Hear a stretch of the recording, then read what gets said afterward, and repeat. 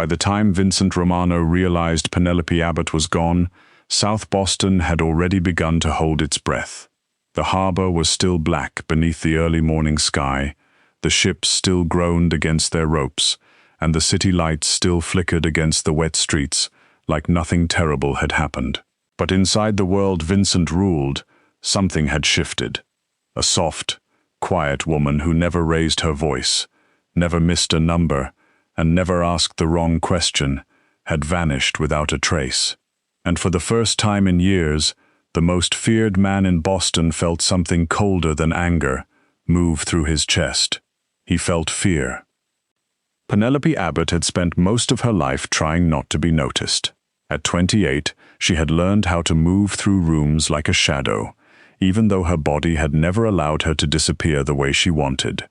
She was a plus-size woman with soft arms, round cheeks, wide hips, and a gentle face that made strangers think she was harmless. She wore thick cardigans even in warm weather, hiding beneath layers of wool and cotton like fabric could protect her from sharp words and cruel eyes. Her honey-blonde hair was usually pinned back in a loose clip, though pieces were always falling free around her face when she was tired. Her glasses slipped down her nose every few minutes, and she had a habit of pushing them up with one finger while staring at numbers no one else understood. At Harbor Freight and Logistics, people saw Penny as the bookkeeper. That was all. She sat in the back corner of the accounting floor, close enough to the server room to hear the soft electric hum through the walls, and far enough from the executives that no one bothered her unless something was wrong. Dock workers passed her desk without greeting her. Men in expensive suits walked by without looking down. Secretaries whispered around the coffee machine. Everyone knew Harbor Freight was not only a shipping company. Everyone knew certain trucks left the docks at strange hours, certain containers passed customs without inspection, and certain men came upstairs wearing leather gloves on days when there was no cold in the air. But nobody said those things out loud. Silence was the first rule of staying alive. Penny was good at silence. She was also good at numbers. Better than good, though she would never have said that about herself. Numbers made sense to her in a way people never had. They did not smirk. They did not judge the shape of her body. They did not pretend kindness while quietly making her feel smaller. Numbers either belonged or they did not. Money either moved cleanly or it left a stain. Penny could look at a spreadsheet filled with thousands of entries and feel the mistake before she found it, like a cold draft slipping under a locked door. That gift was why Harbor Freight paid her more than any ordinary bookkeeper should have earned. It was also why she kept her head down and never asked where the money came from. The man at the center of it all was Vincent Romano. He owned Harbor Freight on paper, but everyone in South Boston knew his real title was not Chief Executive Officer. Vincent was the head of the Romano family, a man whose name was spoken softly in back rooms and never spoken twice. At 34, he looked like he had been built out of cold stone and old violence. He had dark hair, icy blue eyes, and a face so controlled it almost seemed carved. His suits were always perfect. His shoes never made a sound on the polished floor.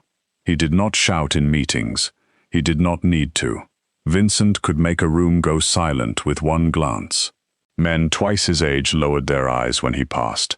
Women stared until he looked back, then quickly pretended they had not. Penny was terrified of him. Whenever Vincent stepped onto the accounting floor, her stomach tightened and her fingers forgot how to type. She would pull her cardigan tighter around herself and look down at her monitor, praying he would not notice her. In her mind, men like Vincent did not see women like her.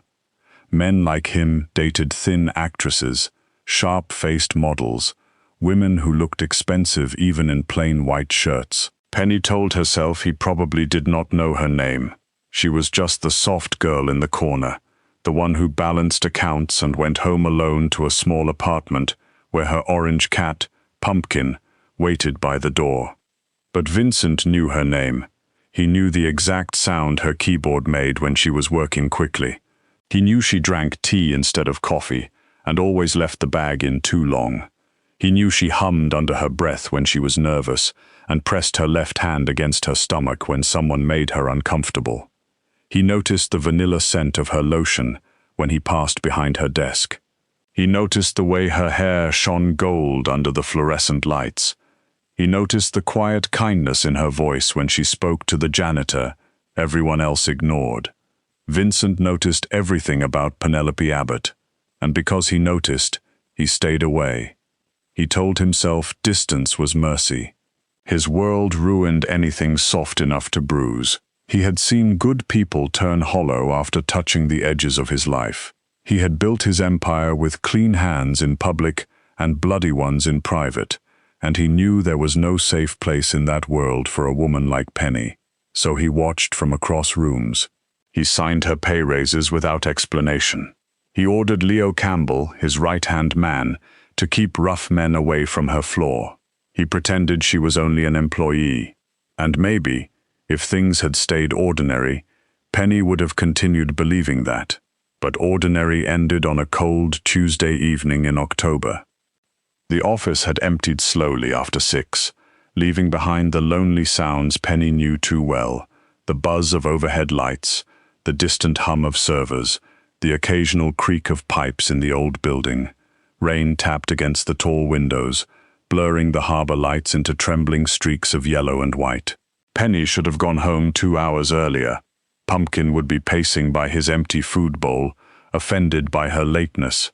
But she had stayed to finish a reconciliation report tied to a shell account called Apex Holdings, a name that meant nothing on the surface and too much underneath.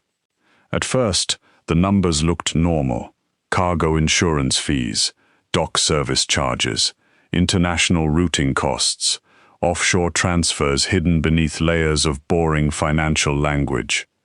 Penny adjusted her glasses and leaned closer to the screen, scrolling through 6 months of activity. Something bothered her. She could not explain it at first. It was not one number. It was the rhythm of them. Money was moving in neat pieces, just small enough to avoid attention, just often enough to matter.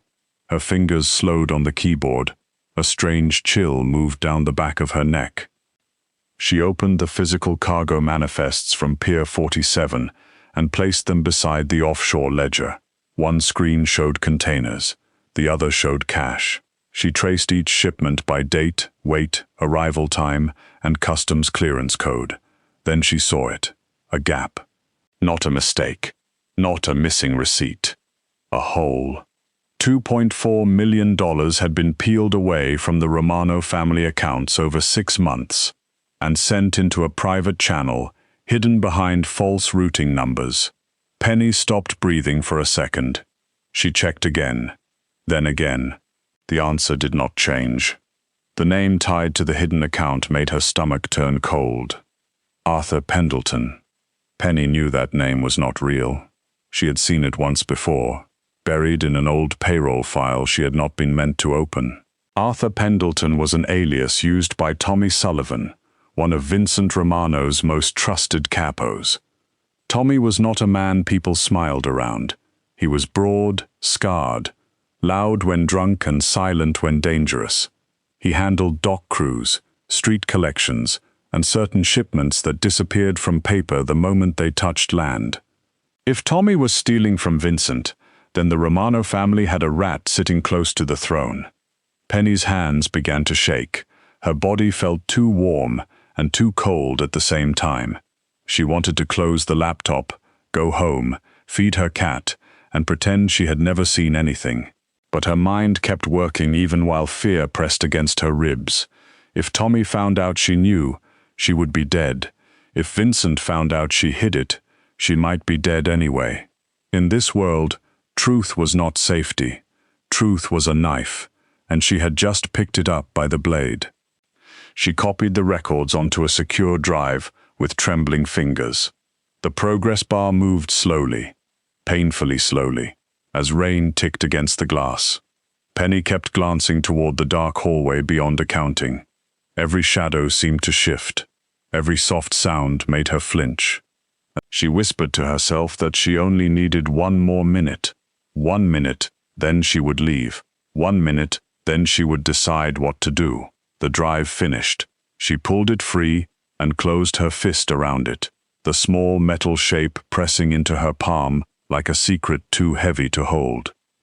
That was when a voice came from the doorway. "Working late, Penny?" Her entire body froze. Tommy Sullivan stood at the entrance to the accounting department with 2 men behind him. He looked bigger in the low light, his shoulders filling the frame, his scar twisting when he smiled. That smile was worse than anger. It was patient. It was certain. It told her he already knew enough. Penny turned slowly in her chair. Her mouth had gone dry. "Mr. Sullivan," she said, barely above a whisper, "I was just finishing the monthly files." Tommy walked toward her desk with the slow confidence of a man who had never feared consequences. His eyes flicked to her computer, then to the glass wall behind her. Penny's heart sank. The reflection on the glass still showed part of the Apex directory. Not the numbers, not all of it, but enough. Tommy leaned over her desk, and the smell of whiskey, rain, and cheap cologne wrapped around her like dirty smoke. "You always were smart," he said softly. "That's the problem with quiet girls. People forget they're listening." Penny forced herself to look confused. "I don't know what you mean." Tommy's smile faded. "Don't insult me." Her fingers tightened around the drive hidden in her palm. She thought of Pumpkin waiting by the door. She thought of Vincent Romano's cold blue eyes, and the impossible idea that maybe, if she could reach him, she might live long enough to explain. But Tommy was already moving. He gave a small nod, and the 2 men behind him stepped forward. Penny tried to stand. She tried to run. The chair rolled back and struck the cabinet behind her. One man grabbed her arm hard enough to make pain flash through her shoulder. The other clamped a rough hand over her mouth before she could scream. She kicked, twisted, pushed with all the strength in her soft body, but panic made her clumsy, and they were built for this kind of work. Her glasses fell from her face and skidded beneath the desk. The world blurred at the edges. Tommy crouched in front of her, close enough that she could see the pale lines around his scar. "You should have gone home, Penny." She tried to speak against the hand over her mouth. A tear slipped down her cheek. He saw it and looked almost bored. Then a sharp chemical smell filled her nose. A cloth pressed over her face. Penny fought harder, her heels scraping against the carpet, her heart pounding so violently it hurt. The lights above her stretched into white rivers. The men's voices became distant. The drive slipped from her palm and vanished somewhere into the folds of her cardigan as darkness rose up and swallowed her whole. Vincent Romano did not sleep much. Sleep required peace, and peace was a luxury he had never trusted. He was awake before dawn in his penthouse above the Seaport district, standing barefoot in front of floor-to-ceiling windows while Boston glimmered beneath a gray morning sky. A half-full cup of black coffee sat untouched beside him. He had been thinking about a shipment from Montreal, a judge who needed pressure, and the way Penny Abbott had looked the day before, with a loose strand of blonde hair resting against her cheek.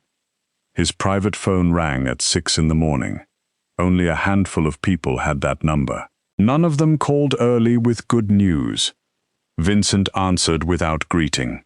Leo Campbell's voice came through tight and low. "Boss, we have a problem." Vincent went still. "Speak. It's Penny Abbott." She didn't clock in. For one silent second, Vincent did not move. Then his eyes sharpened on the skyline. "Maybe she's sick." "She's never been late in 4 years," Leo said. "Never sick. Never late. Never once." Vincent's grip tightened around the phone. "Where are you?" "At her apartment." The room seemed to grow colder. Leo took a breath. Door was forced. Places wrecked. Her cat still inside. No sign of her. Vincent looked down at the coffee cup on the table. His hand moved before his mind did. The ceramic shattered against the wall so hard, black coffee sprayed across the pale stone like blood. For a moment, he heard nothing but the sound of his own breathing. Slow, deep, dangerous. Something inside him that had been locked away for years opened its eyes. "Lock the city down," Vincent said. Leo went quiet. No trucks leave the docks, no boats move, no private flights take off. I want every camera between Harbor Freight and her apartment pulled. I want every street rat, bartender, driver, and dirty cop asked the same question. Leo's voice was careful. "Vincent, she's a bookkeeper." Vincent's expression did not change, but his voice dropped into something almost gentle, and that made it far more terrifying. "No, she is not." On the other end of the line, Leo said nothing. Vincent turned away from the window. "Find who took her. I do not care what it costs. I do not care who gets hurt. If anyone in this city knows where she is and keeps it from me, they will regret being born." Within an hour, Boston began to feel Vincent Romano's fear. Men were pulled from warm beds and shoved against brick walls. Back rooms were searched. Bar owners opened safes with shaking hands. Dock supervisors whispered names they had sworn never to say. Cameras were hacked. Phones were traced. Toll records pulled. Favors collected. Threats delivered. The Romano family moved through the city like a storm with no rain, only thunder. And somewhere beneath that storm, in a place where the air smelled of rust and old meat, Penny Abbott opened her eyes to a swinging yellow bulb, wrists burning, ribs aching, and the terrible knowledge that the quiet life she had tried so hard to protect was gone forever. Penny Abbott woke beneath a weak yellow light that swung slowly above her head, making the room tilt in and out of focus. For a few seconds, she could not remember where she was. Her mind floated in a thick fog, heavy and slow, as if she were still trapped inside the dark cloth that had stolen her breath. Then pain began to return, piece by piece. Her wrists burned, her shoulders ached, her cheek throbbed where someone had struck her. The air was cold and damp, filled with the sour smell of rust, old blood, and rotten wood. Somewhere far away, water dripped in a steady rhythm, each drop sounding louder than it should have. She tried to move and found her arms tied behind the back of a wooden chair. Panic hit her so fast she almost choked on it. She pulled against the ties, but they only cut deeper. A small whimper escaped her throat before she could stop it. She hated the sound. She hated that even now, even here, a part of her still wanted to be quiet, still wanted to avoid making someone angry. Her glasses were gone, so the room was soft around the edges, all shadows and shapes. She could make out hanging hooks, broken metal tables, and wide freezer doors standing open like black mouths. An old meatpacking warehouse, maybe. Somewhere near the docks. Somewhere no one would hear her if she screamed. Then she remembered Tommy Sullivan, the accounting floor, the Apex files, the missing money, the flash drive. Her breath hitched. She twisted as much as the chair allowed, trying to feel the folds of her cardigan. The drive was still there, tucked deep into the inner pocket near her ribs. He had not found it. Somehow, through everything, he had not found it. That tiny piece of metal was the only reason she was still alive. Tommy needed the proof, or he needed her to tell him where it was. And if she gave it to him, he would kill her anyway. A door groaned open somewhere in the darkness. Penny went still. Footsteps crossed the concrete floor. Slow, heavy, calm. Tommy appeared beneath the swinging light, his scar bending as he smiled down at her. His suit jacket was gone, his sleeves rolled to his elbows. He looked almost bored, as if kidnapping a woman from an office was just another late meeting on his schedule. "There she is," he said. Our little bookkeeper finally woke up. Penny swallowed. Her throat was dry and raw. "Please let me go." Tommy laughed softly. "That depends on you." "I didn't tell anyone." "No," he said, crouching in front of her. "But you saw enough. And smart girls like you always think they need insurance." His gaze lowered to her body, searching. Penny felt her skin crawl. She forced herself not to look toward the pocket where the drive was hidden. She stared at the floor instead, at a dark stain near his shoe. "I don't have anything," she whispered. Tommy's smile faded. "Penny, Penny, Penny, you're not built for lying." He reached out and touched her chin, turning her face toward him. She flinched. His grip tightened just enough to make her understand what would happen if she pulled away again. "Vincent thinks he runs this city because men fear him," Tommy said. "But fear fades. Money doesn't. I've spent years watching him sit on that throne like he was born better than the rest of us. I built his docks.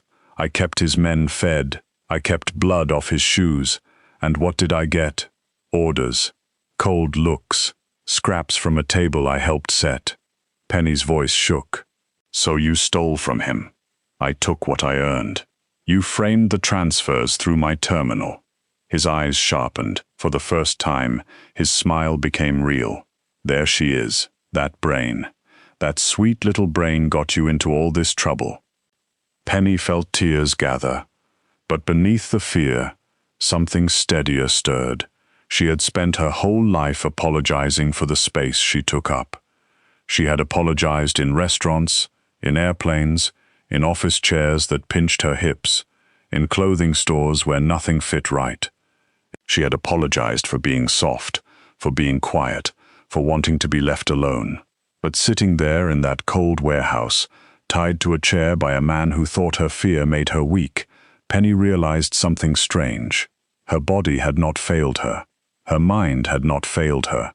Her silence had kept her alive this long. And now her truth might do the same. "You made a mistake," she said. Tommy tilted his head. "Did I? You copied the transfers through my login, but you forgot the timing gap. I was at home during at least 3 of the approvals. The building access logs prove it." For a moment, Tommy said nothing. Penny kept going, because stopping felt more frightening than speaking. "And the offshore account may be under an alias, but the backup authorization key came from your private device. You tried to bury it through Apex, but the routing trail still carries your signature. You didn't clean it all the way." Tommy stood slowly. His face changed. The lazy amusement drained away, leaving something much colder. "You really should have stayed invisible," he said. He struck her hard enough to send white sparks across her vision. The chair tipped but did not fall. Penny tasted blood on her lip. She cried out, then bit the sound down. Tommy leaned close to her ear. "Where is the drive?" She closed her eyes. "Where is it?" Penny thought of Vincent then, not as the feared man who walked through harbor freight like winter, but as the silent presence she had felt for years without understanding it. The pay raises that came without being requested. The rough dock worker who had suddenly apologized after making a joke near her desk. The way Vincent's eyes had once lingered on her after she dropped a stack of files, not with annoyance, but with something almost careful.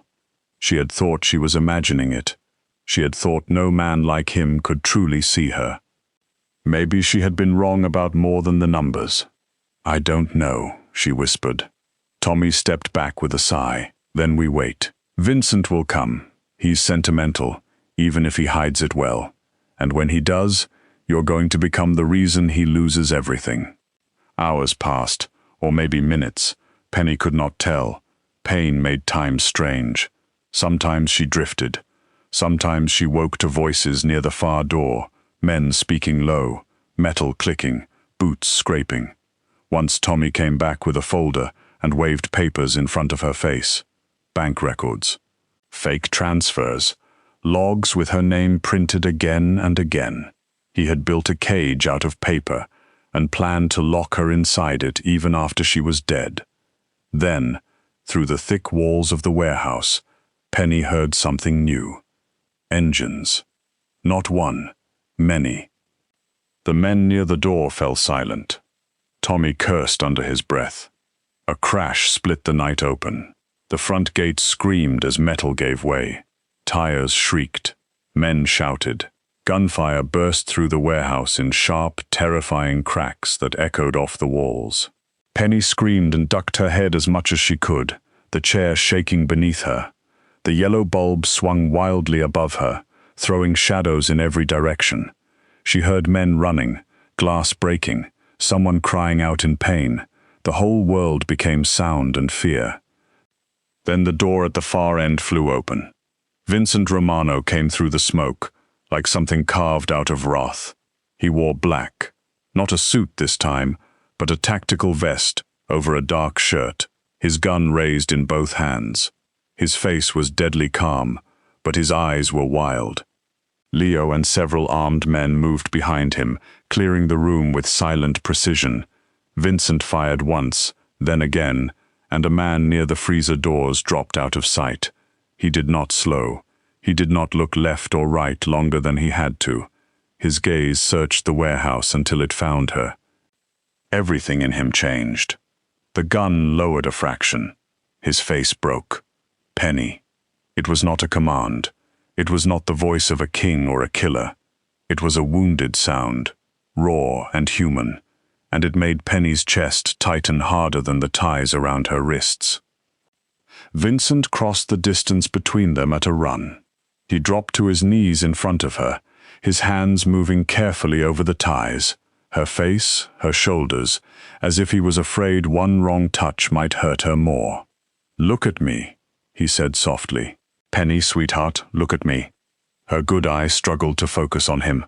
"Vincent, I'm here." His voice shook. "I've got you." He cut the ties with a knife from his boot. The moment her arms came free, her body folded forward, weak and shaking. Vincent caught her against his chest, holding her so carefully that she wanted to cry all over again. His arms were strong around her waist, warm and solid, and for one impossible second, the filthy warehouse disappeared. There was only the steady beat of his heart under her cheek. "I didn't tell him," she whispered. "I didn't tell him where it was." "I know."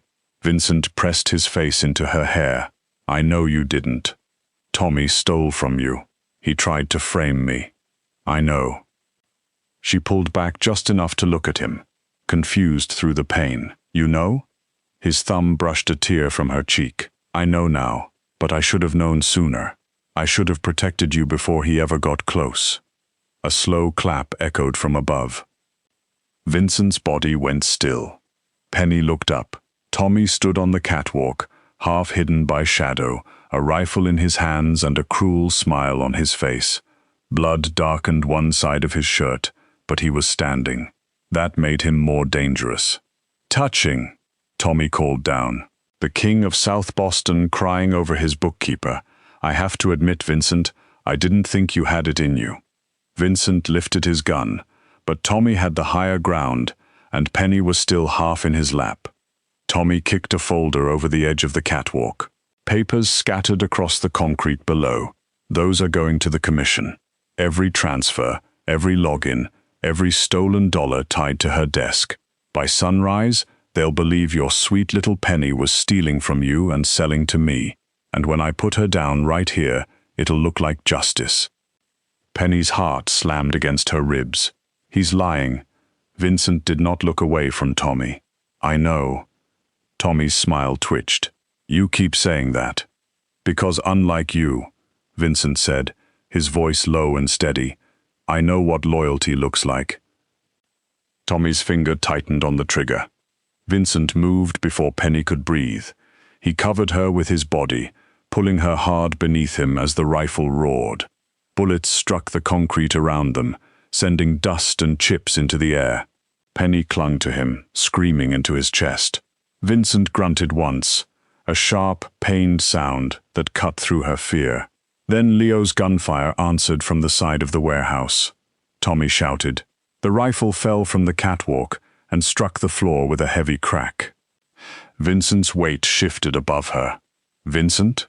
Penny gasped. "I'm fine." But his voice was too tight, and when he pulled back, she saw blood soaking into his shoulder. "You're hit.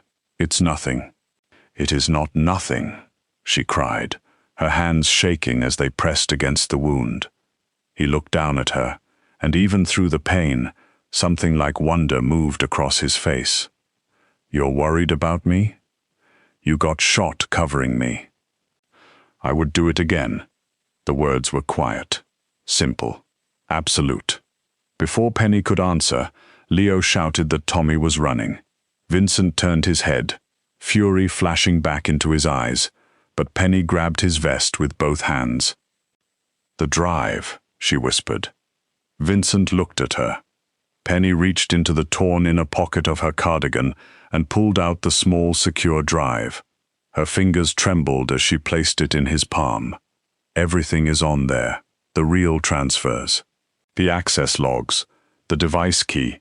He can run, but he can't erase that. For a moment, Vincent stared at the drive as if she had handed him a crown. Then he looked at her with a depth that made her forget the cold, the pain, the blood, and every cruel thing she had ever believed about herself. "You saved my family," he said. Penny let out a broken little laugh. "I was just doing the books." "No." His hand curved gently around the side of her face. "You were doing what no one else was smart enough to do." Leo reached them, breathing hard. "Boss, Tommy slipped out the north loading doors. We've got men on him." Vincent closed his fist around the drive. "Take him alive if you can, but don't lose him." Leo nodded and disappeared into the smoke. Vincent turned back to Penny. "Can you stand?" She tried. Pain flashed through her ribs and her knees buckled. Vincent caught her instantly. She flushed with shame, the old instinct rising even here. "I'm sorry. I'm too heavy." His expression darkened, not at her, but at the wound those words had clearly come from. "Do not say that to me," he said. Penny blinked up at him. Vincent slid one arm beneath her knees and the other behind her back, lifting her against his chest, as if her weight were not a burden, but something precious he had been desperate to hold. Pain tightened his face because of his shoulder, but he did not put her down. "You are not too heavy," he said, carrying her through the warehouse while his men cleared a path. "You are here. You are alive. That is all I care about." Penny buried her face against him and finally let herself cry. Vincent did not take her to a hospital. Hospitals had questions, and Tommy still had friends with badges. Instead, he brought her to his penthouse above the seaport, where a private doctor waited with steady hands and a careful voice. The next hours passed in soft fragments, warm blankets, clean water, medical lights. Vincent sitting nearby while the doctor checked her bruises and wrapped her ribs. He refused to leave, even when another doctor treated his shoulder. He sat pale and silent in a chair across from her, his shirt cut open, jaw tight from pain, eyes locked on her like she might vanish if he looked away. Penny slept after that. When she woke, the city was dark beyond the windows, and rain was sliding down the glass. She was in a bed larger than her entire bedroom at home, wrapped in clean sheets that smelled faintly of lavender. For one peaceful second, she thought she had dreamed it all. Then she moved and pain reminded her. Vincent was sitting in an armchair beside the bed. He had changed into a black shirt, though his left shoulder was bandaged beneath it. He looked tired in a way she had never seen before. Not weak, never weak, but haunted. "You stayed," Penny whispered. His eyes lifted to hers. "Of course I stayed. You don't have to." "Yes," he said. "I do." She looked away, overwhelmed by the softness in his voice. "What happened to Tommy?" Vincent was quiet for a moment. Leo found him before dawn. He tried to reach a private boat at the marina. "He's alive." Penny understood the meaning beneath the words.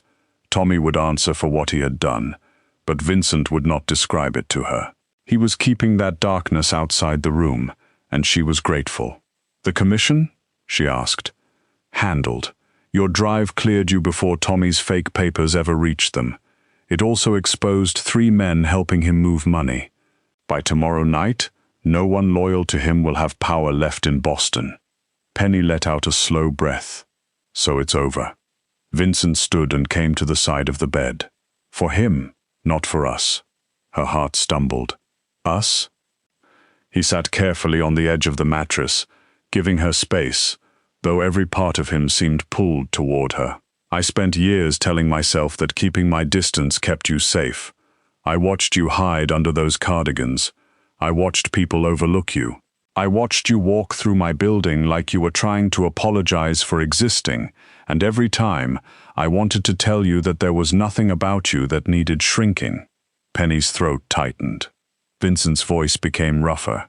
But I said nothing, and my silence left you alone in a building full of wolves. You couldn't have known. I should have. That is my burden, not yours. She studied him in the low light. This was the man Boston feared. The man who could close docks with one phone call.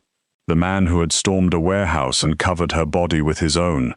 But here, beside her bed, he looked less like a monster and more like a man who had nearly lost the one thing he had never allowed himself to want. "Why me?" she whispered. Vincent frowned slightly, as if the question pained him. "Because you are real. Because you are kind, in a place that rewards cruelty. Because your mind sees what others miss. Because when you are afraid, you still tell the truth. Because the first time I saw you smile at that old janitor on the accounting floor, I wanted to destroy anyone who ever made you think you were invisible." A tear slipped down Penny's cheek. "And because," he said softly, "I have wanted you for longer than I had any right to." Penny laughed through the tears, small and shaky. "I'm not the kind of woman men like you want." Vincent leaned closer, his eyes burning with quiet intensity. "Then men like me have been fools." For once, Penny did not argue. She did not apologize. She did not hide beneath the blanket or pull away from his gaze. She let him look at her, bruised, tired, soft, scared, alive. And beneath all that fear, she felt something new unfold inside her. Not confidence exactly, something gentler, something warmer, the beginning of believing. Vincent reached for her hand and held it carefully, his thumb brushing over her knuckles. "What happens now?" she asked. "Now you heal," he said. "Your apartment is being repaired. Pumpkin is already here, terrorizing my head of security." Despite everything, Penny smiled. He hates strangers. He bit Leo. He has good taste. Vincent's mouth curved, barely, but enough to change his whole face. "After you heal, you decide what you want. If you want to leave Harbor Freight, you leave. If you want protection, it is yours. If you want a new life somewhere far from me, I will hate every second of it, but I will arrange it." Penny watched him carefully. "And if I stay?" His hand tightened around hers. "Then you stay beside me, not beneath me. Tommy proved I need someone who can see the cracks before the walls fall. You will have your own office, your own security, your own authority. No one will speak down to you again and remain standing in my building." "That sounds dangerous." "It is." She looked toward the rain-streaked windows, at Boston glowing beyond the glass. For years, that city had felt too large, too loud, too sharp for someone like her. But tonight, wrapped in clean sheets with Vincent Romano sitting beside her like a guard dog with a wounded heart, Penny no longer felt small inside it. "I don't want to run," she said. Vincent went very still. Penny turned back to him. "I'm scared. I'm probably going to be scared for a long time, but I don't want to spend the rest of my life hiding because men like Tommy think fear makes people easy to break." Vincent lifted her hand and pressed his mouth to her knuckles. The kiss was soft, almost reverent. "You will never have to hide again," he said.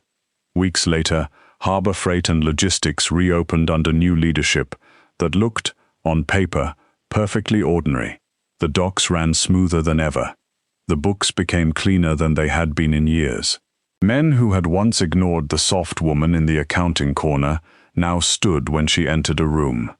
Penny Abbott no longer sat near the server room in an oversized cardigan, hoping no one would notice her. She had an office with harbor views, a locked glass door, and a reputation that traveled faster than gossip. She could freeze a dock supervisor with one raised eyebrow. She could find a stolen dollar buried under 10 false companies before lunch, and every man in the Romano family knew the same rule without needing to be told twice. Disrespecting Penny was the quickest way to meet Vincent Romano's darkest side. As for Vincent, he still ruled South Boston with cold eyes and quiet hands. But something in him had changed. His world remained dangerous. Blood still moved beneath the polished surface of his empire. Enemies still watched from alleys and boardrooms. Yet every evening, when the city lights shimmered over the harbor, he returned to the penthouse where Penny sat curled on the sofa, with Pumpkin in her lap, a laptop glowing beside her, her hair loose over her shoulders. He would stand in the doorway for a moment, just watching, grateful in a way no prayer could hold. One night, Penny looked up and caught him staring. "What?" she asked, smiling softly.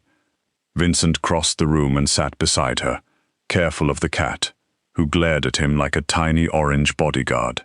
"Nothing." "That's not nothing." He brushed a strand of hair behind her ear. "I was just thinking that this city almost lost the most valuable thing in it." Penny rolled her eyes, but her cheeks warmed. "You're dramatic." "I'm honest." She closed the laptop and leaned into him, letting his arm wrap around her waist. There was a time when she would have stiffened at being held there, at having attention drawn to the softness she had tried so hard to hide. But Vincent held her like she was not something to overlook or tolerate. He held her like she was home. Outside, South Boston whispered the Romano name with fear. But inside that room, above the harbor and the rain and the restless city, Penny Abbott finally understood the truth Tommy Sullivan had nearly died trying to erase. Power was not always loud.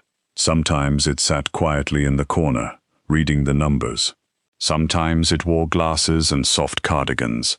Sometimes it survived the dark, carried the proof, and changed the fate of an empire without ever raising its voice. And from that night forward, no one in Boston ever made the mistake of calling Penelope Abbott invisible again.